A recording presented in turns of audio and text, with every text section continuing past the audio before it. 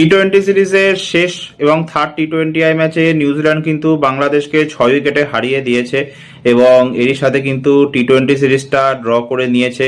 যদি আমরা ম্যাচের কথায় আসি তাহলে বাংলাদেশ ফার্স্টে ব্যাটিং করে, 15 ওভারের ম্যাচ ছিল, বৃষ্টিবিঘ্নিত ম্যাচ, এবং 102 রান মাত্র বাংলাদেশ স্কোর করে। তৌহিদ হৃদয় এবং লিটন কুমার দাস ছাড়া কিন্তু কেউই নিউজিল্যান্ডের বোলিং লাইন আপের সামনে দাঁড়াতে পারেনি।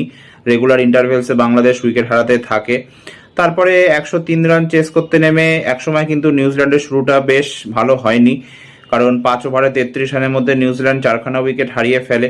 তবে বেভন জ্যাকবস 31 বলে 62 রানের একটা দুর্দান্ত ঝোড়ো ইনিংস খেলে নট আউট থাকে, এবং তার সাথে ডিন ফক্সক্রফটও কিন্তু 15 বলে 15 নট আউট থাকে, এবং দুজনের মধ্যে কিন্তু 71 নট আউটের একটা দারুণ পার্টনারশিপ হয় 5th উইকেটে, এবং নিউজিল্যান্ড কিন্তু প্রায় 20 বল বাকি থাকতে 103 রানের টার্গেটটা চেস করে দেয়।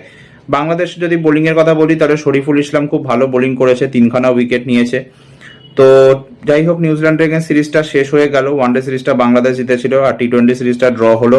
এবার বাংলাদেশের নেক্সট সিরিজ হচ্ছে পাকিস্তানের এগেন্স্টে টেস্ট সিরিজ আছে। দেখা যাক বাংলাদেশ সেখানে কেমন খেলে, কারণ লাস্ট যখন পাকিস্তানের সাথে টেস্ট সিরিজ হয়েছিল, যখন বাংলাদেশ পাকিস্তানে ট্যুর করেছিল 2024 সালে, সেই সিরিজটা কিন্তু বাংলাদেশ 2-0 জিতে গেছিল।